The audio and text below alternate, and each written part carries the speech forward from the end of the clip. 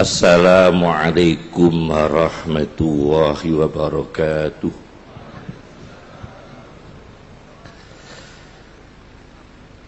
Bismillahirrahmanirrahim. Alhamdulillahi rabbil alamin. Wassalatu wassalam ala sayyidina wa habibina Muhammadin sayyidil awwalin wal akhirin wa ala alihi wa ashabihi wa tabi'ina lahum bi ihsan ila yaumiddin, amma ba'd. Yang kami muliakan para habaib, para sadah, para ulama hadir di majlis ini. Tema kami pada pagi ini ialah menggali tentang wali abdal. Ada satu hadis Nabi sallallahu alaihi wasallam tentang wali abdal, dikutip oleh Jalaluddin As-Suyuti dalam kitabnya Al-Jami'us Shaghir. Hadis sahih tentang wali abdal itu, Rasulullah sallallahu alaihi wasallam bersabda,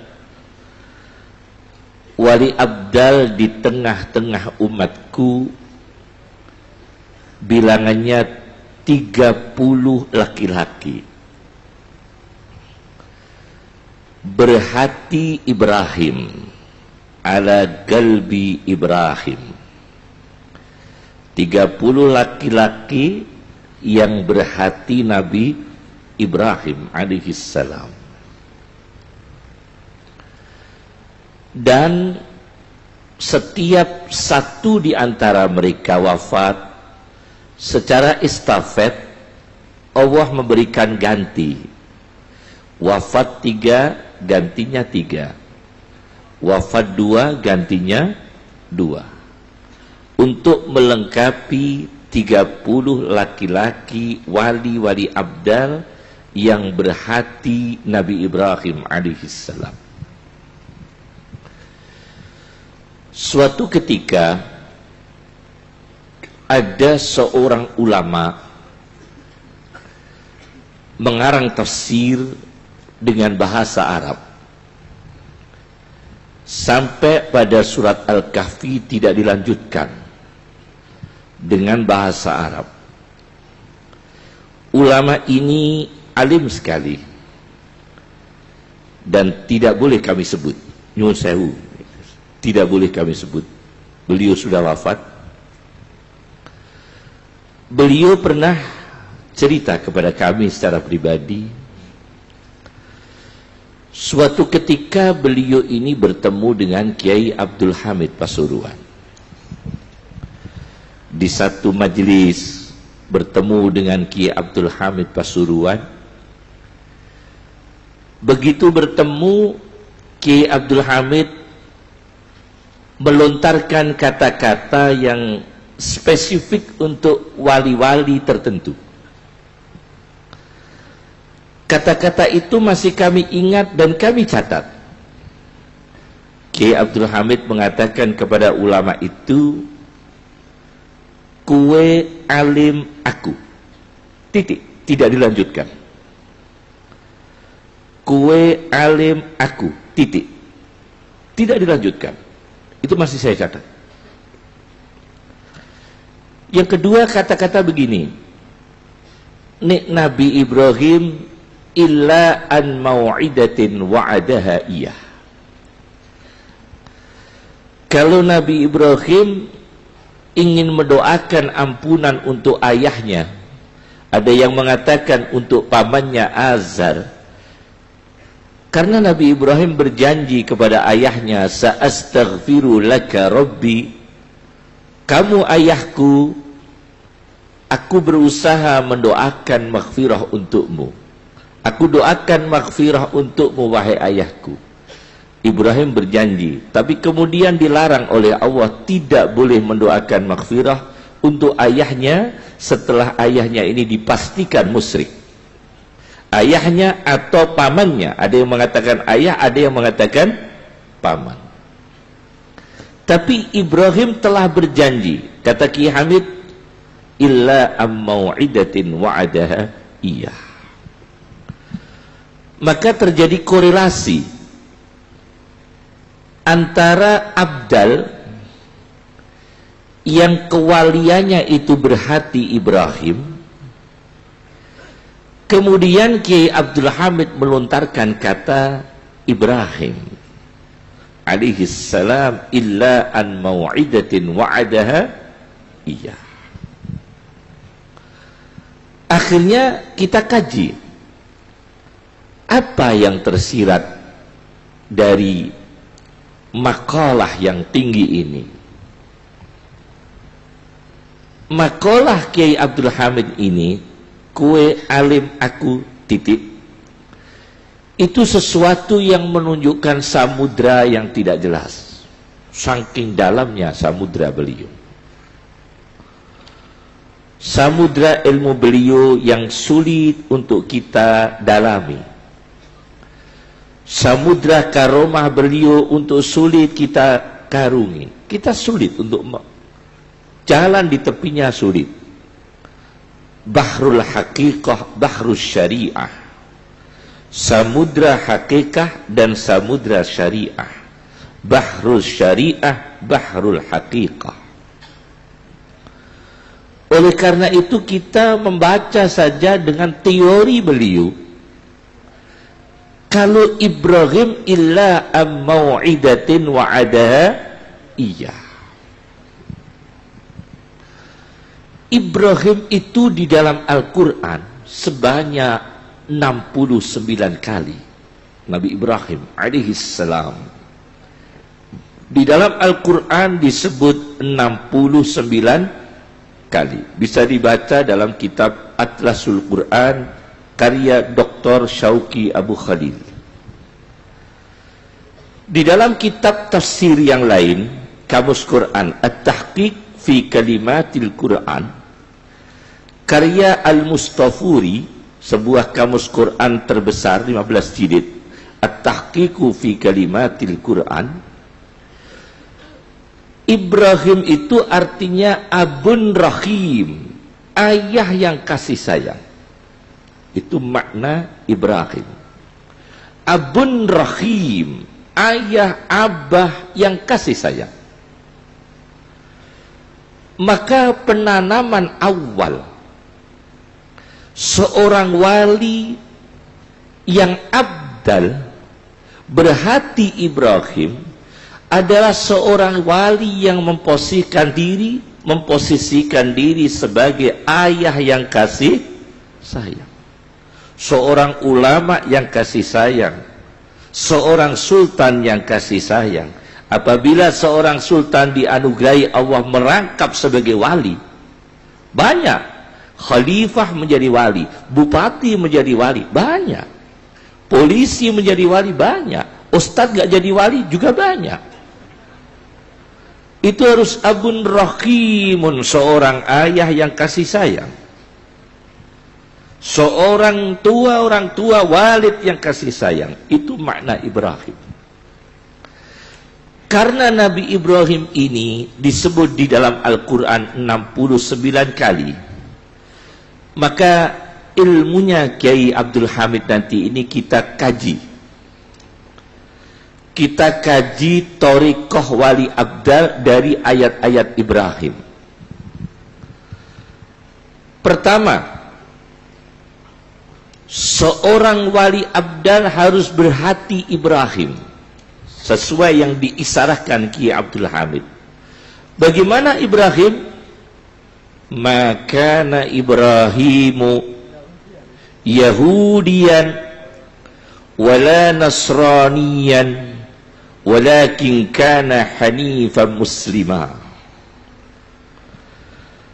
Makana Ibrahimu Yahudian, bukanlah Ibrahim itu Yahudi. Nabi Ibrahim bukan orang Yahudi. Wala Nasraniyan, Nabi Ibrahim bukan orang Nasrani.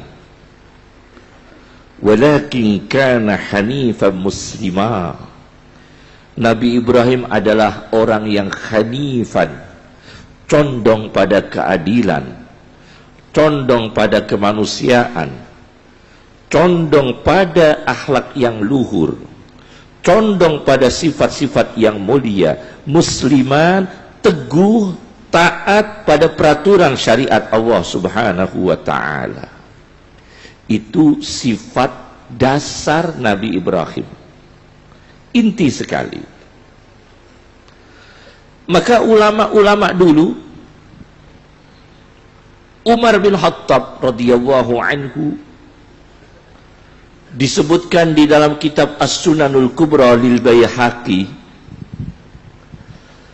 Umar bin Khattab itu ketika datang di Palestina, di dalam kitab As-Sunanul Kubra lil Baihaqi, Umar bin Khattab datang ke Palestina, mau dihampirkan ke dalam gereja. Dihampirkan di dalam gereja untuk dikasih hidangan makan. Apa kata beliau, Umar bin Khattab? Kami tidak bisa masuk ke sana. Kami tidak bisa masuk di dalam gereja meskipun hanya sekedar untuk makan. Di situ ada gambar-gambar yang tidak sesuai dengan ajaran kami, tidak sesuai dengan syariat kami, tidak sesuai dengan apa yang diwariskan Rasulullah SAW. Kami tidak bisa masuk di dalam gereja karena di situ ada tamasil, ada gambar-gambar yang tidak sesuai dengan ajaran kami. Meskipun hanya sekedar apa? Makan, bukan untuk ritual. Makan saja beliau tidak mau.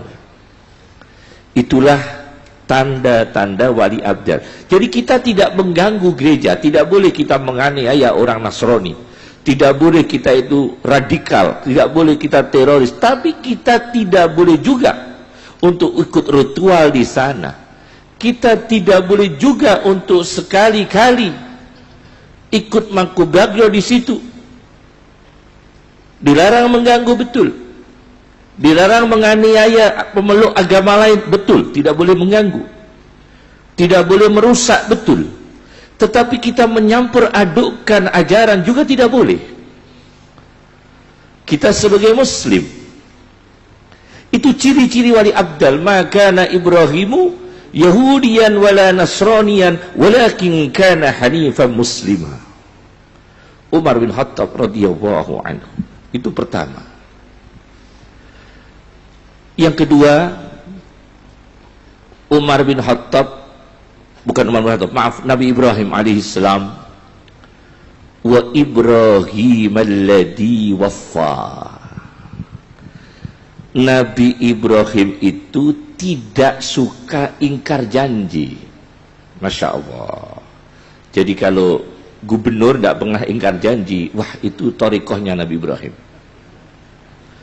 Wa Ibrahim alladhi waffa, Nabi Ibrahim itu tidak pernah ingkar janji, selalu memenuhi janji. Anda seorang penjahit pernah mengingkari janji tidak? Anda seorang penjahit pernah mengingkari janji tidak? Pernah. Anda seorang ustadz pernah mengingkari janji? Hutang dengan membayar hutang itu berat mana? Berat membayar hutang karena terkait janji. Berat janji itu. Bukan hanya penjahit, ustadz itu sering juga mengingkari janji. Orang biasa sering mengingkari janji, kami juga sering mengingkari janji. Padahal sifat-sifat Ibrahimiyah itu, wa Ibrahim alladhi waffa, Ibrahim tidak suka mengingkari janji, memenuhi janji. Ini ada cerita ini. ada gerombolan perampok, diceritakan di dalam kitab An-Nawadir karya Al-Qalyubi. Ada rombongan perampok, rombongan garong. Rombongan perampok, rombongan garong.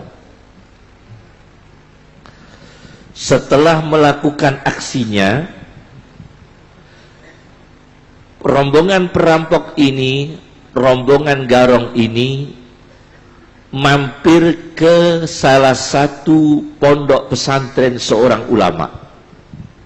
Rombongan garong habis melakukan aksi garong, malah mampir ke salah satu ulama, mampir di pondok pesantrennya ulama. Begitu mampir, assalamualaikum Kiai, kami ini rombongan pejuang, padahal garong, padahal perampok. Ngakunya kami ini rombongan mujahidin, rombongan mujahidin fisabilillah, rombongan orang-orang yang berjuang di jalan Allah, rombongan orang-orang yang siap perang membela agama Allah. Padahal ini rombongan perampok. Maka diterima oleh kiai ini, monggo monggo monggo, diterima baik oleh kiai. Begitu diterima baik oleh kiai, dikasih makan, dikasih fasilitas, dikasih tempat tidur. Kiai ini punya anak yang kena penyakit lumpuh. Kiai yang punya pondok pesantren ini di Arab, ini terjadi di Arab. Kiai ini punya anak laki-laki lumpuh. Karena lumpuh, kedatangan tamu, tamunya ngakunya pejuang-pejuang muslim, maka kiai ini berdoa, ya Allah, dengan wasilah tamu-tamu ini, padahal itu perampok dipakai wasilah, ya Allah, dengan perantara wali-wali ini, dengan perantara pejuang-pejuang ini, tidak disebut wali, pejuang, dengan perantara mujahidin ini, ya Allah, Engkau berikan kesembuhan kepada anak kami. Bahkan sisa air minumnya perampok diambil oleh kiai itu, tabarukan. Tidak tahu kalau tamu-tamunya ini rombongan perampok. Tabarukan, cari berkah. Sisa-sisa air minumnya itu dikumpulkan semua. Setelah dikumpulkan, dibawa oleh kiai ini, lalu dikasihkan kepada anaknya, dikasihkan kepada anaknya, dioleskan pada tubuhnya. Kemudian Allah Subhanahu wa ta'ala memberikan kesembuhan. Tawassulnya keliru ini. Tawassul pada perampok tapi berprasangka baik. Rombongan perampok dikira mujahidin. Kiai ini tawassul sisa air minumnya perampok, dikumpulkan oleh kiai ini, dioles-oleskan pada anaknya, diberi Allah kesembuhan. Karena kekuatan kemantapan hati. Perampok itu baru keluar melakukan aksi perampokan di luar, malamnya datang lagi, nginep lagi, tahu putra kiai sudah berdiri, sudah bisa berjalan, kaget. Kemarin lumpuh, tadi masih lumpuh, sekarang bisa berdiri. Masya Allah, kiai ini dari mana ini obatnya kiai? Ini sisa-sisa air minum penjenengan, kami pakai ngolesi anak kami yang lumpuh, karena kami yakin tawassul dengan kalian pejuang-pejuang agama Allah. Padahal ini perampok. Akhirnya perampok itu menangis. Ya Allah, Kiai, maafkan Kiai, kami ini bukan pejuang, perampok tulen kami ini. Perampok tulen kami ini. 100% kami, orisinal garong kami ini. Kami ini orisinal garong semua. Cuma Kiai saking husnudzonnya kepada kami, berprasangka baik kepada kami, dikabulkan oleh Allah. Dikabulkan oleh Allah. Jadi janji kepada dirinya dengan kekuatan batin, sugesti yang kuat, iktikad yang kuat, Allah memberikan kesembuhan. Maka pandanglah manusia itu yang ada kekurangannya, pandang, insya Allah bisa menjadi orang baik. Pandang itu. Orang yang ada kekurangannya, kita lihat, pandanglah orang itu, insya Allah akan diberi kebaikan oleh Allah. Insya Allah akan diberi kelebihan oleh Allah. Insya Allah akan diberi ilmu oleh Allah. Itu kekuatan i'tiqad. Maka jangan sekali-kali seorang guru, seorang ustadz punya kemantapan muridnya ini bodoh terus, jangan. Meskipun bodoh, tapi usahakan berprasangka baik, harapan baik, orang ini akan berilmu, orang ini menjadi orang salih. Itu orang yang memenuhi janji. Wa Ibrahim alladzi waffa. Itu janji. Itu ciri-ciri khas ulama wali abdal. 2. Ini kami belum pada poin-poin yang terakhir. Ciri khas wali abdal yang ketiga, menurut teori yang diwariskan Ki Abdul Hamid Pasuruan. Karena Ki Abdul Hamid memberikan teori illa am mau'idatin wa'adaha iyah. Ciri yang ketiga, Nabi Ibrahim itu di dalam Al-Quran ummatan qanitan lillah,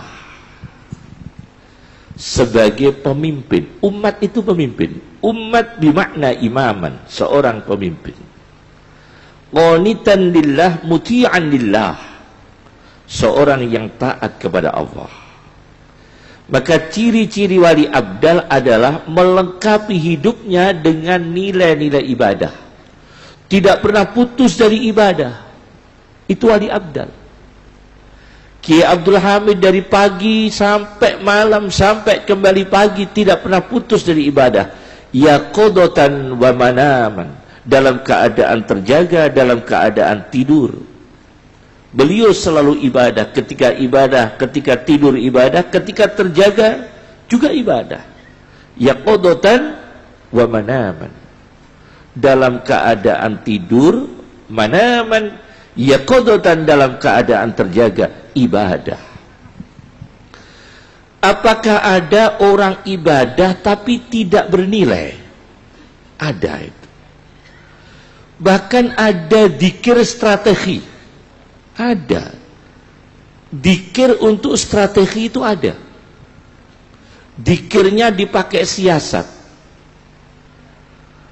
Ada cerita anekdot ini, cerita ditulis oleh sastrawan Arab bernama Al-Jahid. Al-Jahid ini bukan dari kalangan kita, dari kalangan Mu'tazilah, bukan dari kalangan kita Ahli Sunnah wal Jamaah. Menulis kitab Al-Hayawan, tentang binatang. Bukan Hayatul Hayawan, Al-Hayawan, karya Al-Jahid. Ada cerita seorang ustadz yang suka ceramah-ceramah cerita. Dia kebanyakan makan sayur. Sayur ini, banyakkan makan sayur, apa ini namanya, Masya Allah, buncis. Sayur apa? Buncis. Buncis itu dalam bahasa Arabnya lubia. Lubia itu buncis. Jangan al-buncis, lubia. Ada itu Ustaz, tak, saya pernah tanya kepada Ustaz, bahasa Arabnya durin apa Ustaz? Ad-durin. Nanas, an-nanas. Kalau sisik ulau itu ada ular atau ada sisiknya. Bahasa Arabnya apa Ustaz? Si'ul ula. Oh, bisa begitu. Ada seorang ustadz kebanyakan makan buncis. Mendatangi masjid, imamnya selesai ngimami, dia mau pidato. Pidato begini, imamnya masjid orang tua, membelakangi imam, jadi dia pidato menghadap jamaah, imamnya selesai wiridan, di belakangnya persis dari belakang pantatnya. Jadi ustadz ini menghadap barat kalau di sini ya, pidato, di belakangnya seorang tua yang menjadi imam, selesai wiridan, dia pidato berdiri, masjidnya tertutup oleh kerai. Karena kebanyakan makan buncis, tengah-tengah pidato mau kentut, padahal pantatnya ini persis di belakang pantatnya ini imam. Dia mau kentut, dia pas belakangnya ini imam sholat, orang tua. Supaya kentutnya tidak terdengar, teriak dia, mari jamaah membaca la ilaha illallah, keraskan suara. Semua menggema la ilaha illallah. Dia kentut pas di belakangnya itu imam. Dilanjutkan dia pidato lagi. Begitu pidato lagi, perutnya terasa lagi, maka kentutnya keluar lagi. Begitu kentut mau keluar, dia teriak lagi, hadirin dimohon la ilaha illallah, menggema semua di seluruh jamaah di masjid, la ilaha illallah. Dia kentut lagi, persis di belakangnya itu imam, persis hidungnya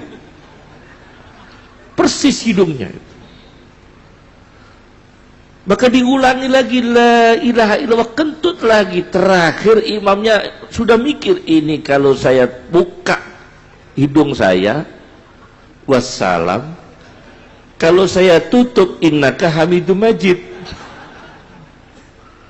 kalau saya buka wassalam, kalau tutup innaka hamidum majid, bisa innalillahi wa inna ilaihi rajiun. Maka begitu dia mau, yang tadi itu penceramahnya, ayo la ilaha illallah yang keras, imamnya langsung berdiri, jangan mau, saya bisa mati di sini. Itu ada cerita begitu, ditulis oleh sastrawan Arab Al-Jahid dalam kitabnya Al-Hayawan. Berarti pernah ada tahlil untuk strategi. Ini kan la ilaha illallah untuk strategi. Maka kalau sekarang ini istighosah menjadi strategi, ya kita nggak kaget. Nggak kaget kalau sekarang ini istighosah lisiasah.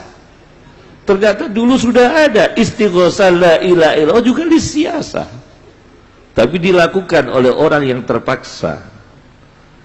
Nah, ini tidak boleh. Wali abdal itu Masya Allah, dia seorang tulen, taat kepada Allah, tidak ada niatan apa-apa, polos lugu karena Allah, muti'an lillah, taat karena Allah, ummatan qanitan lillah.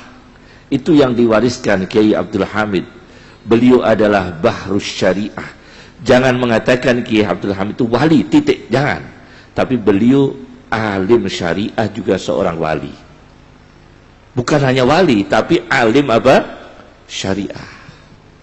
Ayah kami juga tahu persis lah, Kiai Abdul Hamid itu bukan hanya seorang wali. Kalau Anda mengatakan wali saja, wah kurang lengkap. Alim syariah juga seorang wali. Itu Kiai Abdul Hamid Pasuruan. Ini ilmu yang diwariskan beliau tentang teori abdal. Illa am mau'idatin wa'adaha iyah. Beliau menyebut Ibrahim alaihissalam dan berkata kepada ulama tadi, kue alim aku, kue karo aku ora janjian kok podo. Itu saya masih ingat. Ulama itu cerita kepada saya, dan sudah wafat ulama itu. Mengarang tafsir, baru sampai juz 15 wafat beliau dengan bahasa Arab. Siapa namanya? Oh, tidak boleh, karena saya sudah dipesan tidak boleh menyebutkan nama. sampai beliau wafat. Jadi kami mohon maaf kepada Sahibul Bait, kami tidak boleh menyebutkan nama beliau. Kemudian seorang wali abdal memang beda-beda spesifik karomahnya. Karomahnya ini spesifiknya beda-beda. Ada ulama ikhlas tapi teruji,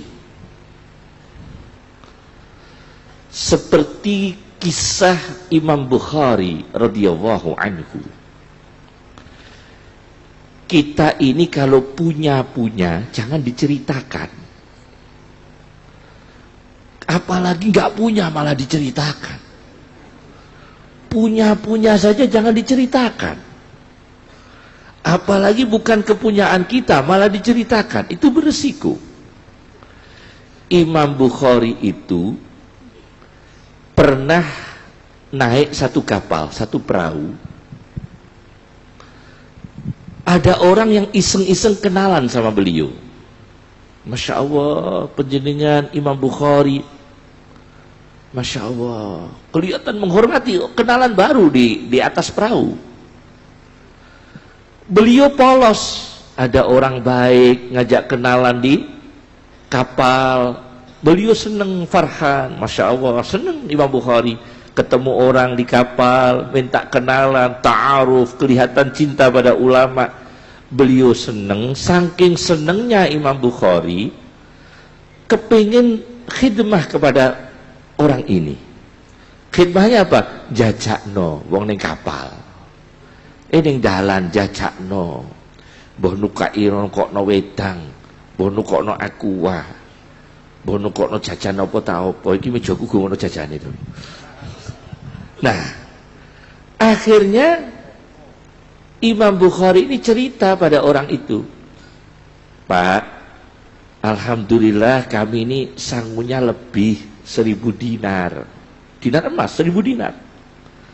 Barangkali Bapak mau jajan apa bisa pakai uang ini. Itu maksudnya Imam Bukhari. Saking senengnya kepada tamu yang baru kenalan tadi, orang yang baru kenalan di kapal. Ini uang alhamdulillah cukup kalau kami lebih di atas perahu ini sekedar untuk makan, sekedar lebih pokoknya. Udah ditutup. Orang itu akhirnya teriak-teriak. Setelah jeda waktu, orang itu teriak-teriak menangis. Menangis dihampiri petugas kapal. Ada apa Pak? Menangis Pak. Uang kami hilang. Isinya 1000 dinar. Menjebak Imam Bukhari. Uang kami hilang. Isinya berapa? 1000 dinar.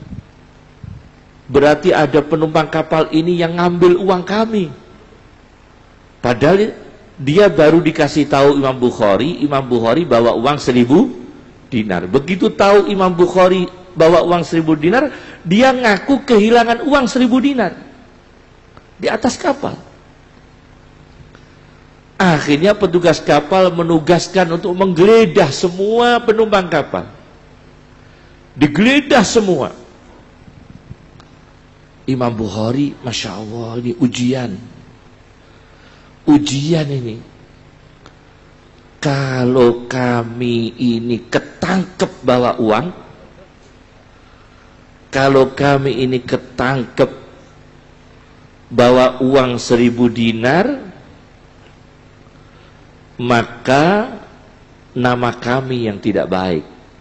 Kami seorang ulama, muhaddisnya dunia, dimuliakan di dunia, diamanati oleh Allah ilmu, diamanati oleh Allah sebagai pemimpin ulama. Jika kami ketangkep bawa uang 1000 dinar, akan dituduhkan kami ini sebagai pencurinya.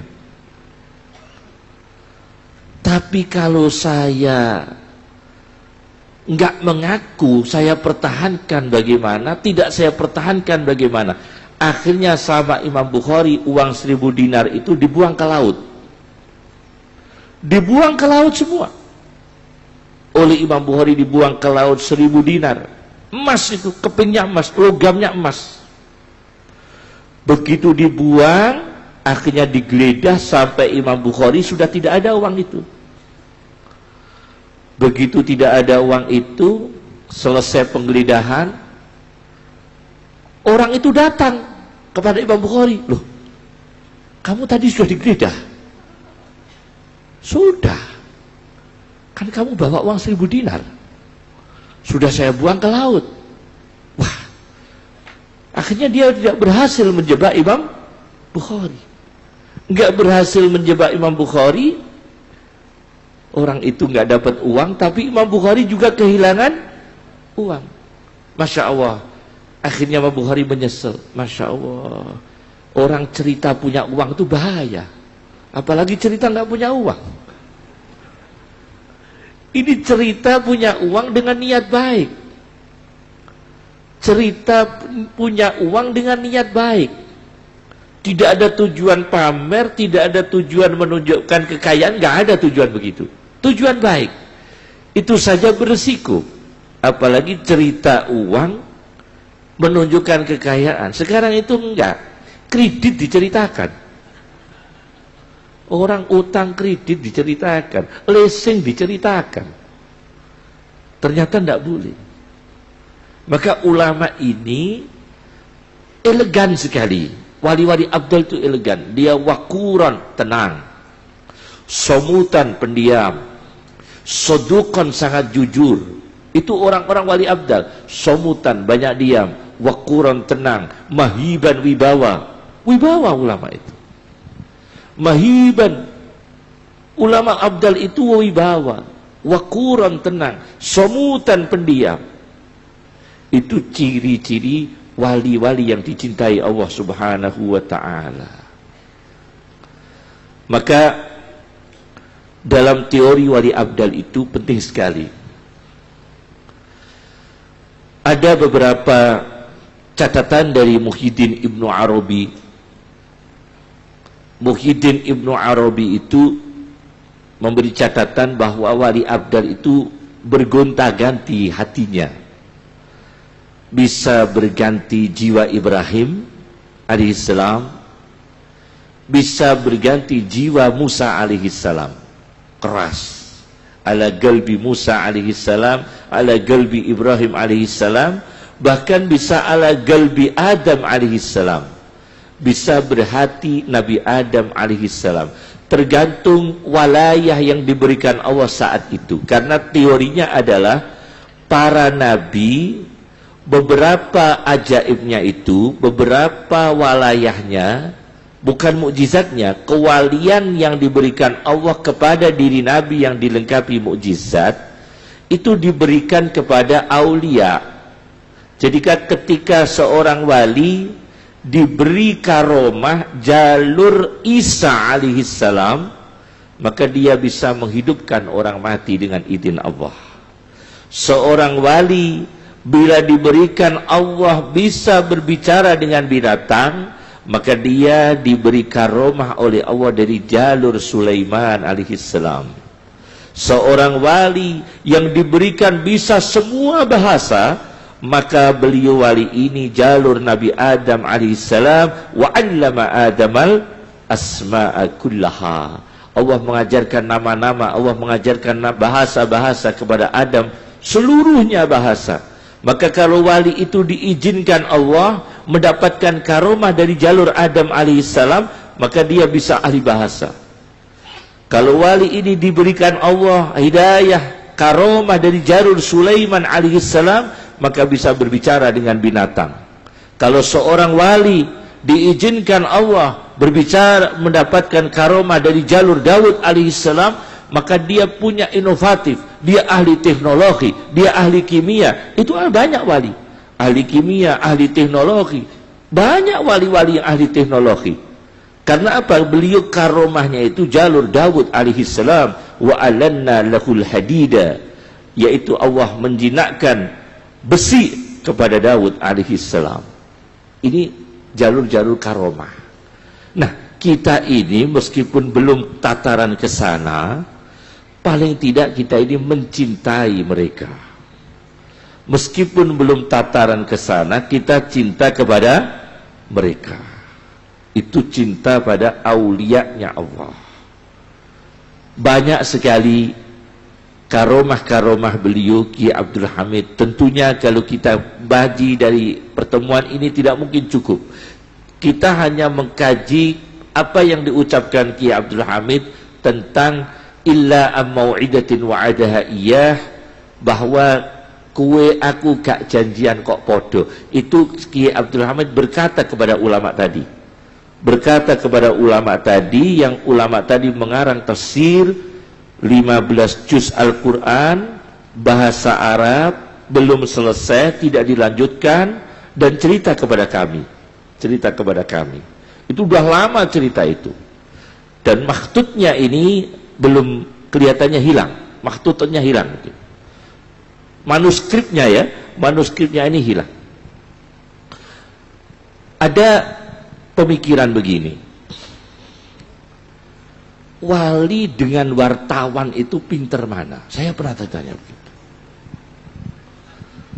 Sebab wartawan itu dapat beritanya juga cepat. Nek karo wali itu cepat mana? Ini sama dengan orang pandangan di Rembang. Itu tanya pada saya, katanya di Bangil ini ada makamnya siapa? Bu siapa itu? Bangil. Syarifah Khadijah. Nah, dia mau ziarah ke Syarifah Khadijah. Saya di jalan nunggu mobil umum, dia ikut kami, Yai. Saya ikut. Dia selesai dari ziarah Syarifah Khadijah. Di mobil dia tanya begini kepada kami, Kiai, kami ini butuh uang. Tawasul dengan wali dengan tawasul di BRI, dapat uangnya cepat mana? Saya ditanya begitu. Tawasul dengan wali dengan tawasul di BRI itu dapatnya uang cepat mana katanya? Iki sing takok ya ustad gitu. Ada tanya begitu. Nah, kalau kita lihat wali abdal menurut peraturan Imam Ghazali gitu. Pernah Imam Ghazali mendiskusikan di Ihya Ulumuddin tentang negara-negara Islam yang konflik. Kenapa negara Islam yang dijajah orang kafir, walinya kok tidak memperankan diri? Ditanyakan. Kenapa wali-wali Allah yang ada di negeri-negeri Islam yang dihancurkan orang kafir tidak memperankan diri berdoa? Di Irak misalnya kan banyak aulia, kenapa tidak memperankan diri berdoa? Ternyata itu pernah ditanyakan ketika zaman Imam Ghazali rahimahullah. Ternyata peraturan wali berbeda dengan kita. Wali itu ada yang disebut dairatul walayah, zona kewalian. Ada lagi khirqatul walayah, baju kewalian. Ada lagi qabdul walayah, pencabutan kewalian. Ada qabdul walayah, dicabutnya kewalian. Pagi wali, sore sudah enggak wali, malamnya wali lagi. Itu bisa terjadi. Pagi seorang wali, jam 9 sudah tidak wali lagi. Malamnya wali lagi. Tengah malam tidak wali lagi. Itu terjadi. Namanya qabdul walayah. Dairatul walayah adalah zona kewalian. Jadi seorang wali ketika mendemonstrasikan karomahnya, itu harus ada izin di wali yang di daerah tertentu. Itu peraturan. Dan itu mutlak. Misalnya seorang wali dari daerah Pasuruan berada di satu zona, di situ ada walinya. Maka wali ini kalau mengeluarkan karomah harus sepengetahuan, seizin wali yang di daerah lain. Karena itu ada zonanya sendiri, namanya dairatul walayah, zona kewalian. Oleh karena itu ada aturan begitu. Nah, oleh karena itu seorang wali ini kan ada adabus syariah, kata Muhyiddin Ibnu Arabi di dalam kitabnya Al-Futuhatul Maghiyah, ada adabus syariah, etika syariah. Etika syariah itu apa? Kita jujur, adil, sopan, kemudian tidak berkata yang kotor, tidak menganiaya, tidak berbohong, tidak menipu, etika syariah. Ada lagi adabul hakikah, etika hakikah. Ketika seorang wali sedang mendapatkan hakikah dari Allah, itu etikanya diatur, dibuka atau ditutup, ditunjukkan ke orang atau jangan ditunjukkan ke orang. Ketika seorang wali mendapatkan hakikah, ketika seorang wali mendapatkan karomah, itu diatur saatnya ditunjukkan keluar atau saatnya disimpan. Maka Imam Ghazali menjawab, jangankan untuk perang, wali itu, kata Imam Ghazali, ada seorang wali punya doa perpanjangan waktu dunia. Ada seorang wali yang punya doa, jika berdoa kepada Allah, ya Allah kiamat tunda ya Allah, bisa ditunda. Ada seorang wali yang diberi karomah oleh Allah, ya Allah kiamat tunda, bisa ditunda. Jangan berarti wali ini paradok dengan takdir Allah, bahwa kiamat itu ajalul musamma. Betul ajalul musamma, tapi kan ada ayat, yamkhuwahu ma yasha'u wa yusbit. Yamkhuwahu ma yasha'u wa yusbit. Allah berhak menghapus dan Allah berhak menetapkan. Allah berhak memperpanjang, Allah berhak memperpendek. Itu hak Allah. Yamkhuwahu ma yasha'u wa yusbit. Maka kewali ini tidak semua, kalau kita ini doa kemudian wali itu menunjukkan dikabulkan oleh Allah. Tidak semua. Ada wali yang tiap doa untuk seseorang ditunjukkan tidak dikabulkan karena seseorang ini belum memenuhi syarat untuk dikabulkan. Contohnya begini, ada orang nggak pernah sholat, minta doa kepada kiai yang wali, ya kiai doakan kiai kami bisa pergi haji. Padahal ini orang belum pernah sholat. Maka kalau wali ini mendoakan semoga kamu bisa pergi haji, kan tidak pas, karena sholat aja belum. Maka wali ini mendoakan bukan di depan orangnya, didoakan lain. Ya Allah, orang ini berikan hidayah mau sholat, padahal mintanya untuk pergi haji. Jadi itu ada namanya adabul hakikah, etika kewalian, peraturan wali. Itu yang tahu biasanya ya makom-makomnya orang tertentu, seperti Kiai Abdul Hamid Pasuruan, Kiai dulu itu ada Kiai Dimyati Kedawung. Kiai Dimyati Kedawung itu Comal Pemalang. Itu Masya Allah, hebat walayahnya itu. Sahibul walayah, seorang wali besar itu di Kedawung Comal. Itu juga seorang wali besar. Kiai Khalil Bangkalan, Madura. Kiai Abdul Karim Lirboyo itu juga seorang wali besar, seorang alamah juga seorang wali besar. Dan itu beliau tahulah adab-adabnya seorang wali, adabul hakikah beliau itu. Tentu mempelajari itu dalam kitab-kitab kewalian itu. Maka kita ini mempelajari tentang kewalian. Wali abdal itu kita tiru yang kita bisa, yaitu memenuhi janji, akhlak-akhlaknya, ibadahnya yang kita bisa. Karena apa? Imam Ghazali itu punya kitab namanya Sulwatul Arifin. Punya kitab namanya Sulwatul Arifin. Di situ menerangkan ada seorang majusi, bukan muslim, kalau anaknya puasa Ramadan itu di siang bolong makan, dihajar oleh orang tuanya. Bukan muslim dia. Dia bukan orang muslim, anaknya makan di siang hari puasa Ramadan. tidak menghormati orang puasa, dipukul oleh ayahnya. Karena apa? Ini menjaga etika, adab.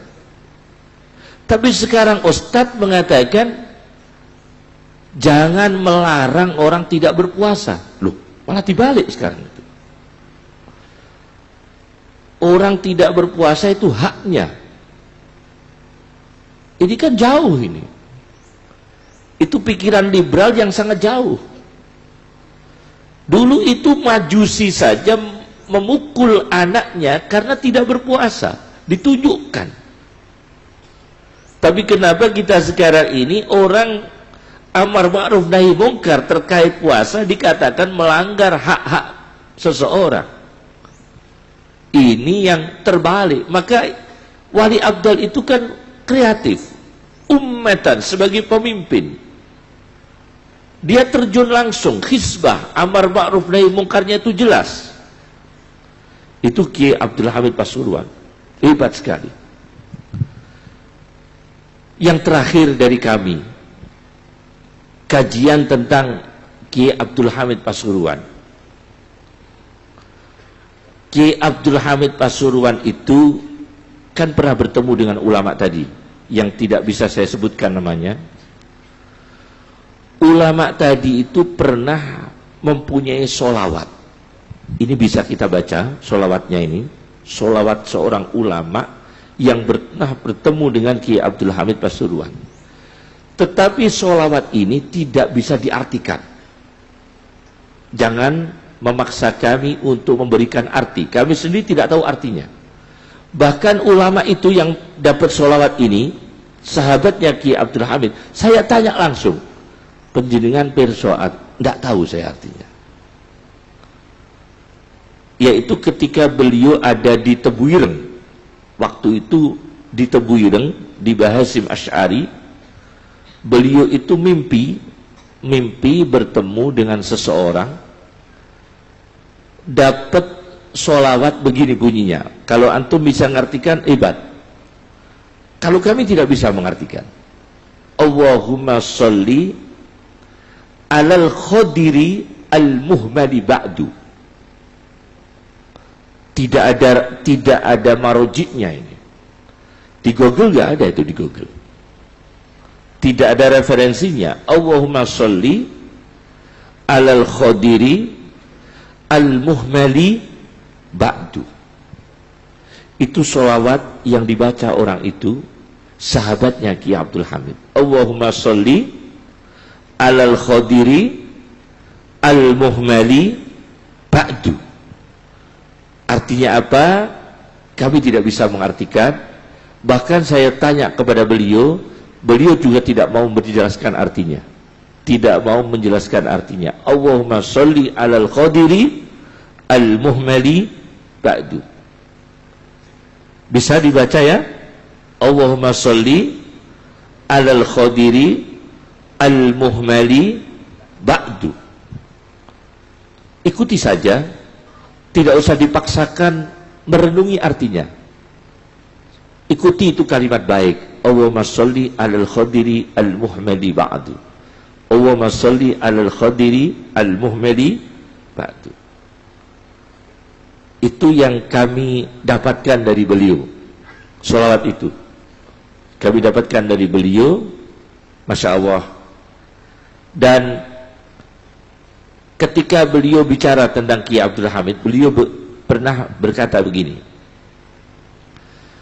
Kiai Abdul Hamid itu sebetulnya kewaliannya itu sejak masa anak-anak. Jadi umpama Nabi itu irhas. Kalau Nabi sebelum menjadi Nabi punya irhas, punya tanda-tanda yang kelak nanti menjadi Nabi dan diberi mukjizat oleh Allah Subhanahu wa ta'ala. Kalau Kiai Abdul Hamid itu tanda-tanda karomahnya itu mulai dari remaja. Mulai dari remaja. Sudah mujabud dakwah. Sudah mujabud da'awat.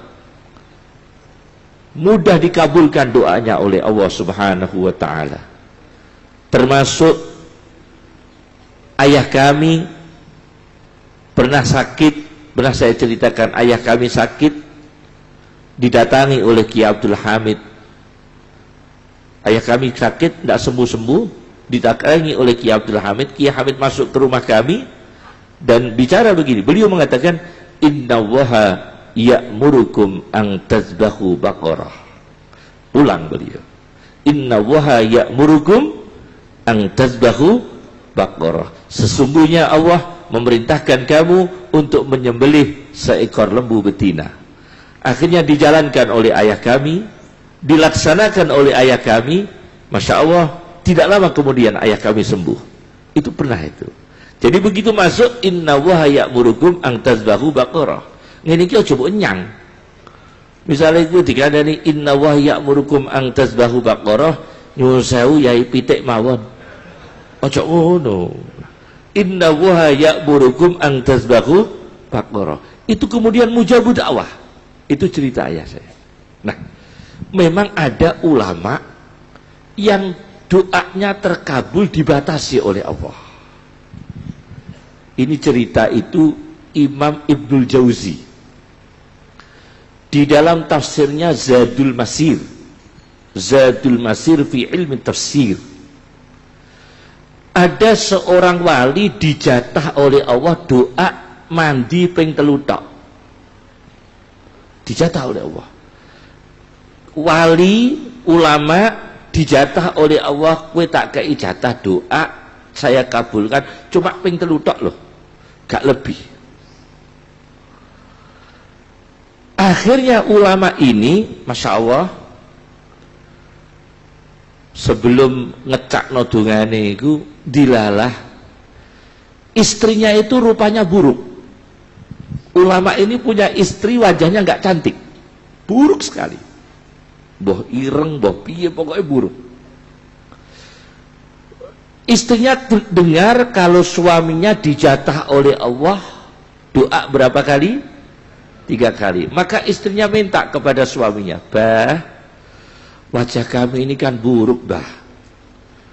Penjenengan punya doa 3 kali dijatah itu dikabulkan oleh Allah. Minta tolong, bah, doakan saya dirubah Allah menjadi cantik. Saya dirubah Allah menjadi cantik. Akhirnya kiai ini melaksanakan, ya Allah, istri kami, ya Allah, rubahlah ya Allah menjadi cantik. Begitu doa selesai, tidak lama kemudian langsung cantik. Langsung itu. Nggak usah ke operasi plastik, nggak usah ke dokter kecantikan, langsung menjadi cantik. Berarti doanya sudah kalong berapa itu? Kalong 1 itu. Sudah kena 1 itu. Begitu istrinya jadi cantik, istrinya malah cinta ke orang lain. Lah ini senjata makan tuan. Jadi wali ini dijatah oleh Allah, mandi dongane, dikabulkan doanya cuma 3 kali. 1 kali dicakno, ya Allah, istri kami jadikan cantik ya Allah. Langsung cantik. Begitu cantik, tidak lama kemudian cinta pada laki-laki lain. Bingung suaminya ini, piye gitu. Akhirnya suami ini ngecakno doa kedua, ya Allah, kami kecewa ya Allah, kecewa berat kami punya kecewa berat, kesal kami. Jatah doa kami yang kedua ya Allah, jadikan wajah istri kami seperti anjing. Wah, ekstrim sekali ya. Jadikan wajah istri kami seperti anjing. Spontan langsung istrinya berubah menjadi anjing. Langsung. Sudah jatah berapa doanya itu? 2 ini, kalong 2 ini. Tinggal 1 doanya.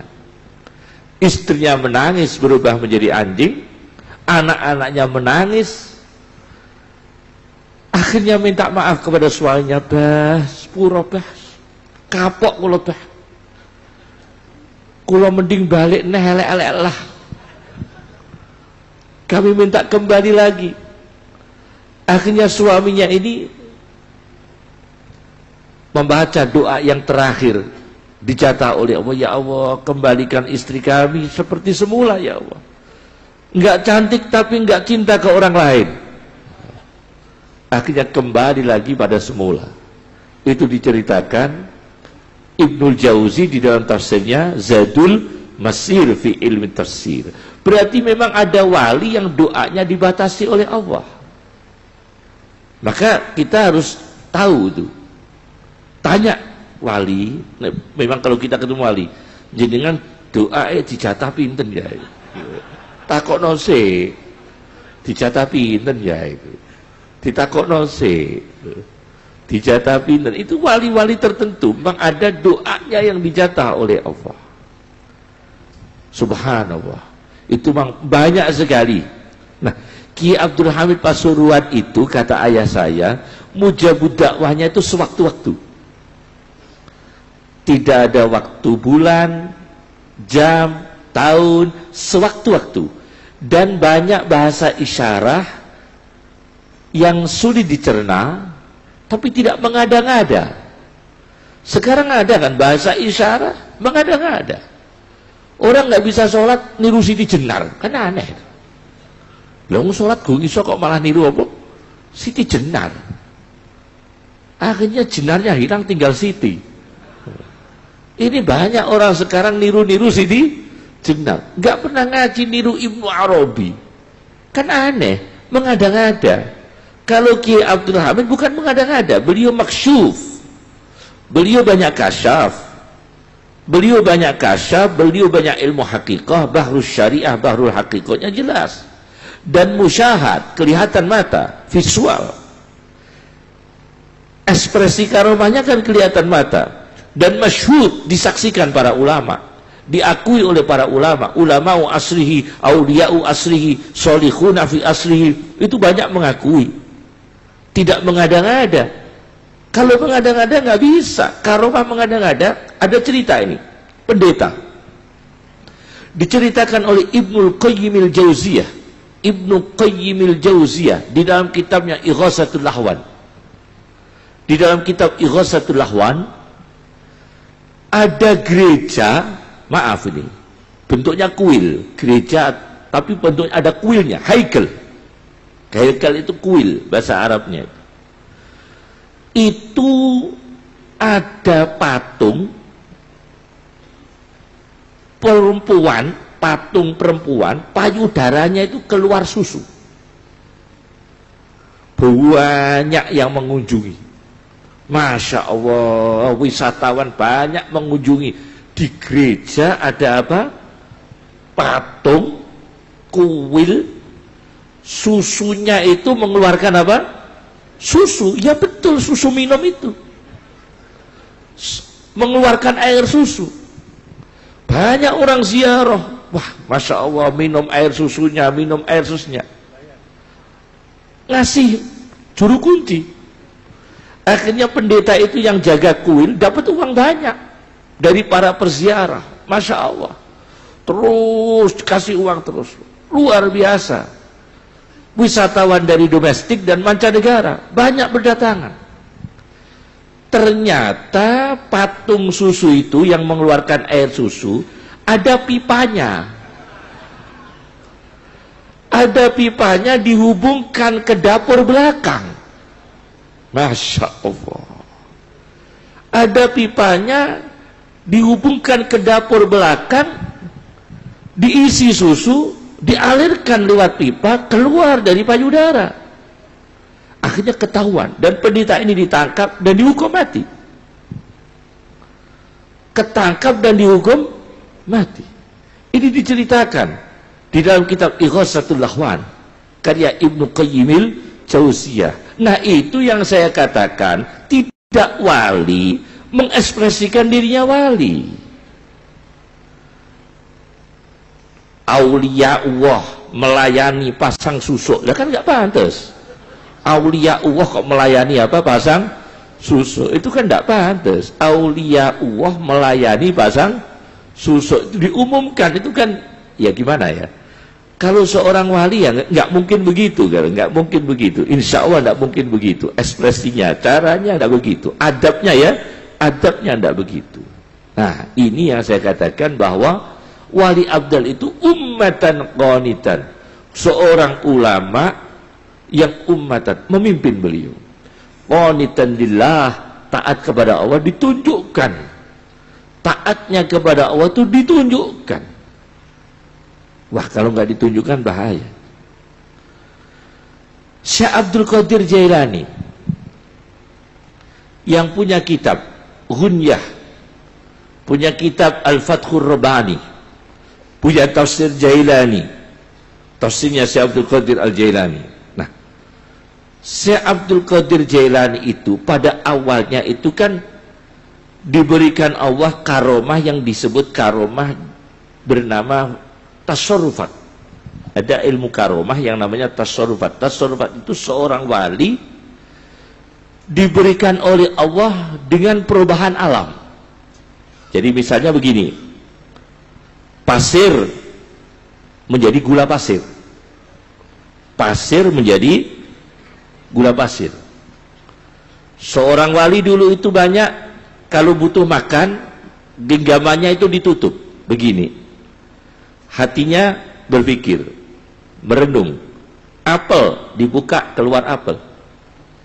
Ditutup, hatinya merenung, pia-pia, keluar pia-pia. Ditutup, hatinya merenung, lumpia, keluar lumpia.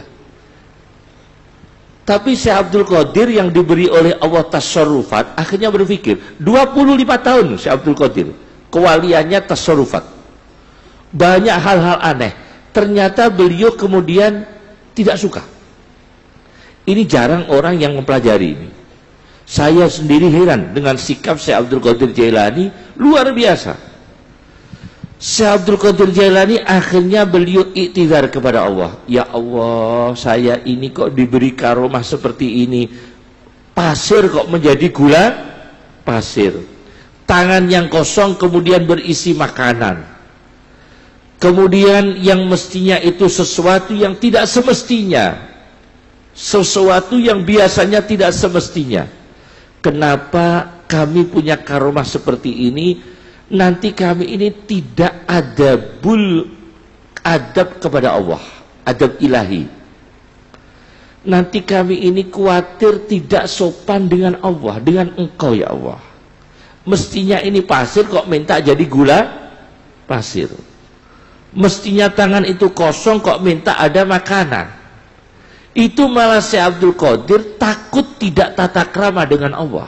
Loh, jadi ono wali jika ikaromah malah wedi ono. Wedi nanti nggak bisa adab dengan Allah. Akhirnya Syekh Abdul Qadir memohon kepada Allah, ya Allah, kami diberi karomah yang biasa saja. Gula pasir ya gula pasir, pasir tetap pasir. Terakhir kan begitu Syekh Abdul Qadir Jailani, terakhirnya begitu. Tasarrufatnya minta diambil oleh Allah, diberi karomah yang lain.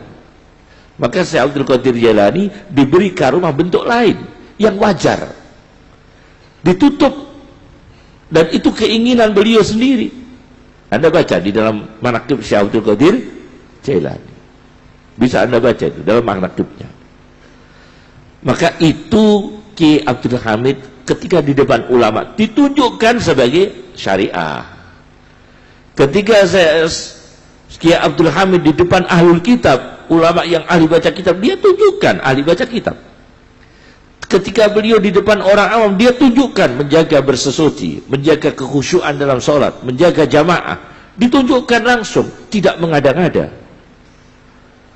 Ketika beliau dengan penguasa, beliau sangat hati-hati dengan penguasa. Karena dengan penguasa itu beliau sangat hati-hati. Saya paham persis itu. Saya dulu pernah belajar kepada ayah saya tentang interaksi ulama dengan Salatin. Satu tahun. Bagaimana ulama interaksi dengan penguasa. Itu ada studi khusus 1 tahun dengan ayah saya. Ingat saya begitu. Di antaranya begini. Syekh Abdul Qadir Jailani, Anda baca dalam manaqibnya, pernah tidur di istana semalam mimpi keluar sperma berkali-kali. Masih ingat ya?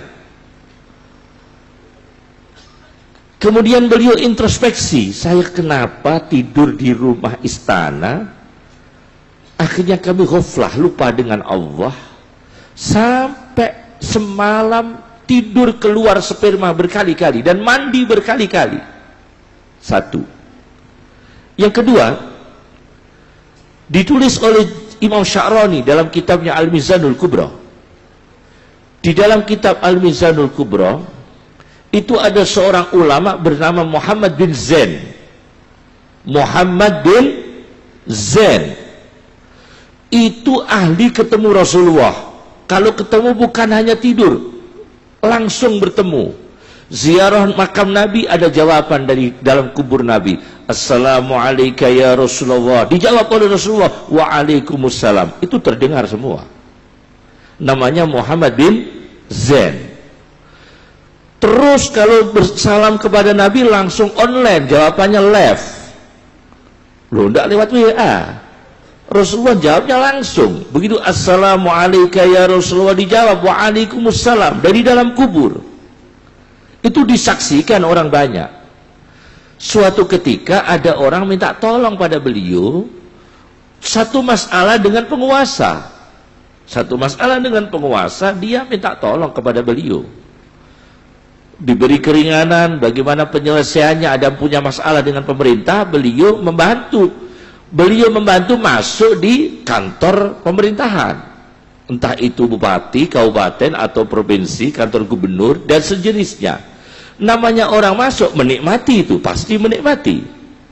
Atau kursinya, atau hidangannya, atau apanya kan menikmati. Begitu beliau menikmati, setelah itu beliau pulang, sudah tidak bisa lagi ketemu dengan Rasulullah. Ada catatannya begitu. Sudah tidak bisa lagi bertemu Rasulullah, terus salam, gak mimpi-mimpi, sulit mimpi bertemu dengan Rasulullah Sallallahu Alaihi Wasallam. Akhirnya diingatkan oleh Rasulullah, kamu sudah tidak bisa lagi menemui aku.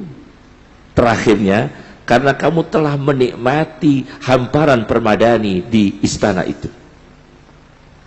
Maka gridnya menurun. Grid walayahnya itu menurun. Itu baru menikmati. Padahal itu jelas untuk memberi pertolongan. Jalaluddin As-Suyuti itu punya surat. Anda pernah membaca suratnya Imam Suyuti? Imam Suyuti dimintai tolong. Seseorang minta tolong kepada Imam Suyuti supaya menolong kasus dengan penguasa. Tolong Imam Suyuti, panjenengan rawuh pada penguasa untuk menolong kami. Baik tujuannya. Kemudian Imam Suyuti menjawab, maaf, kami ini ulama, ahli hadis, dan koreksi hadis kami itu online dengan Rasulullah. Kalau hadis ditanyakan, hadis ini dhaif atau sahih, beliau bertemu dengan Rasulullah. Ya Rasulullah, hadis ini dhaif atau sahih, ditanyakan langsung. Dan peraturan Nabi, kalau kami masuk di ruangan seperti itu, nanti tidak bisa lagi komunikasi dengan Rasulullah. Maafkan kami. Itu ada tulisannya Jalaluddin As-Suyuti lewat surat. Nah, etika-etika seperti ini harus ada, syariah harus dijaga. Memang logika itu menarik. Kalau tidak ada yang dekat dengan penguasa, siapa yang bisa menasihati? Begitu dekat dengan penguasa, tidak menasihati, dikasih nasihati. Kita ini menasihati atau dikasih nasihati? Kalau menasihati baik, orang bisa logika. Kalau kita dekat dengan penguasa, maka kita bisa amar ma'ruf nahi mungkar. Tapi realnya, konkretnya, kita bawa bukti konkretnya dekat dengan penguasa, itu apa bisa maksimal? Amar ma'ruf nahi mungkar. Yang penting kita itu muamalah dengan penguasa dengan baik. Tanasuh bil ma'ruf, saling menasihati dengan baik.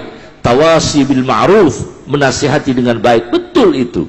Tetapi ada jaga jarak.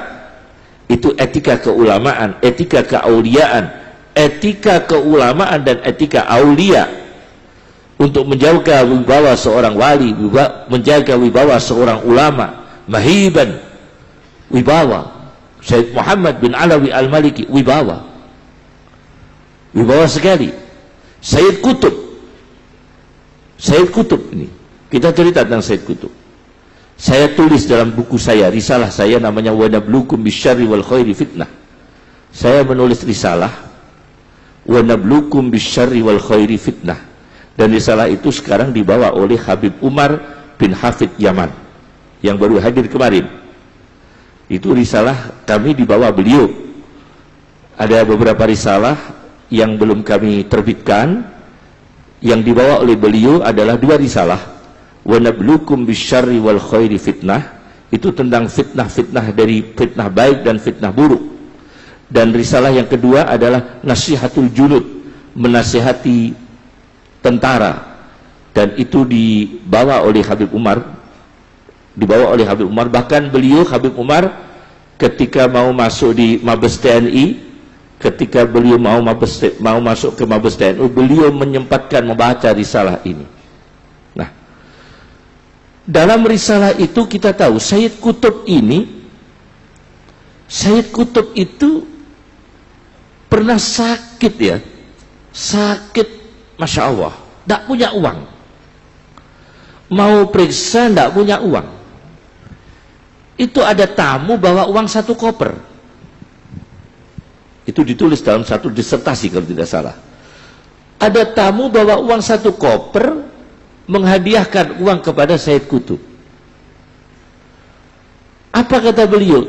Padahal itu uang penghargaan, diantar oleh diplomat yang mengantarkan 1 koper, dan dibuka oleh beliau. Padahal beliau itu butuh uang untuk periksa kesehatan. Tapi beliau menolak. Karena apa? Menjaga kewibawaan seorang ulama, menjaga kewibawaan seorang panutan, ummatan qanitan. Ini yang kita perlu menteladari dari sirah-sirahnya para ulama, sirah-sirahnya para alim, termasuk Syed Muhammad bin Alawi Al-Maliki, termasuk Syekh Abdul Hamid bin Abdullah. Masya Allah. Terakhir ada satu ayat Quran, Suhufi Ibrahim wa Musa. Suhufi Ibrahim wa Musa, yaitu lembaran-lembaran, sahifah-sahifah, ajaran-ajaran yang dibawa Nabi Ibrahim dan Musa alaihi wassalam. Apa di antara Suhufi Ibrahim? Dijelaskan oleh Imam Al-Alusi di dalam tafsirnya Ruhul Ma'ani. Di antara Suhufi Ibrahim adalah wa 'alal 'aqil ayyakuna basiran bizamani muqbilan 'ala sya'nih hafidhan lilisani, wa 'alal 'aqil ayyakuna basiran bizamani.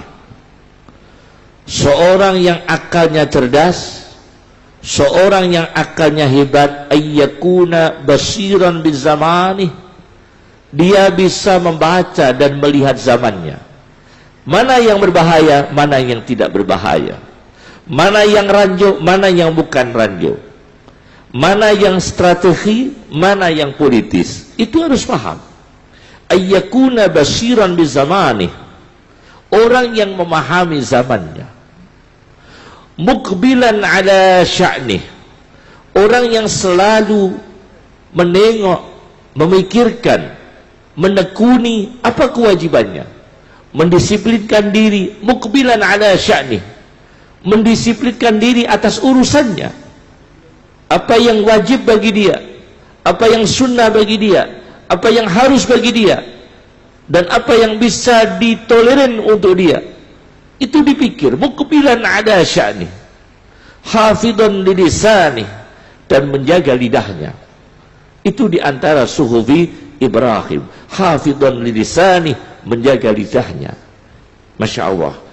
Maka ulama-ulama dulu, Ki Abdul Hamid atau ada cerita-cerita banyak tentang Ki Abdul Hamid. Mestinya kalau kapan-kapan kita settingnya itu tentang bedah buku. Nah, bedah buku sirah Ki Abdul Hamid. Kalau bisa dibahasa Arabkan dulu. Karena apa? Karena nyun sewu pangapunten kulitis. Kitab-kitab tentang wali yang dicetak di negara dunia ini kan yang pertama adalah diantaranya kitab Hadaikul Aulia karya Ibnul Mulaqqin. Itu tidak ada ulama Indonesia di situ dicantumkan. Kemudian Khilyatul Aulia orang Iran, Abu Nu'aim Al-Asfahani, itu juga tidak ada ulama Indonesia dicantumkan. Yang kontemporer adalah Karamatul Aulia, itu juga tidak ada. Jami'u Karamatul Aulia karya orang Beirut. Karya orang Beirut, Yusuf An-Nabhani, kakeknya Taqiyuddin An-Nabhani, pendiri Hizbut Tahrir. Itu yang punya kakeknya itu namanya Yusuf An-Nabhani, mengarang kitab Jami'u Karamatil Aulia. Itu tidak ada ulama Indonesia. Padahal itu sudah ada Wali Songo, sudah ada ulama-ulama kita sudah ada, tapi nggak ada ditulis. Kemudian apalagi itu kumpulan ulama India, kumpulan ulama-ulama muasir, itu tidak ada yang dicantumkan dari kita.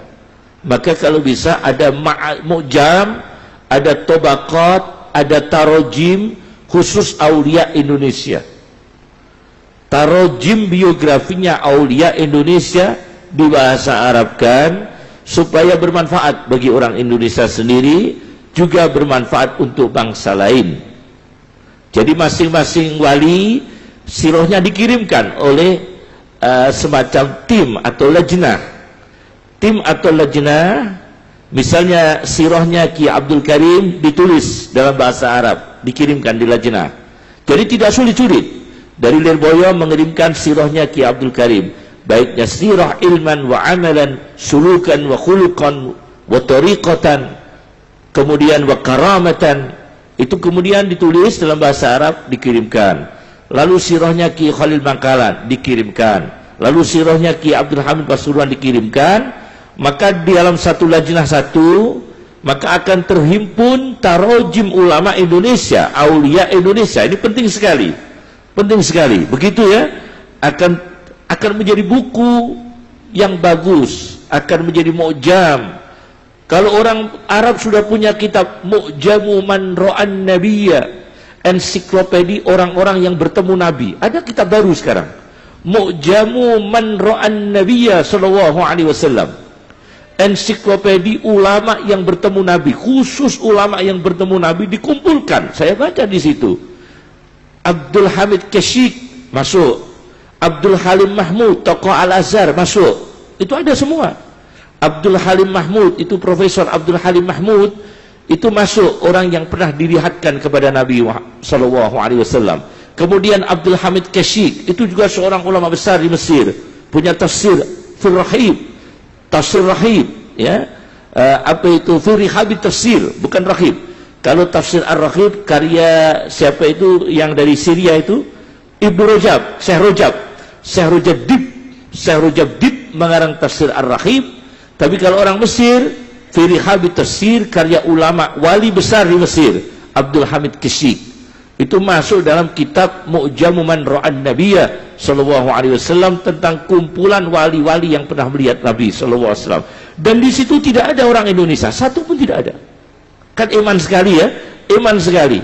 Maka ini kita rencanakan bagaimana kita menulis sirah-sirahnya itu para ulama yang sudah mutadawal saja, sudah ma'ruf saja, biar tidak mengada-ngada.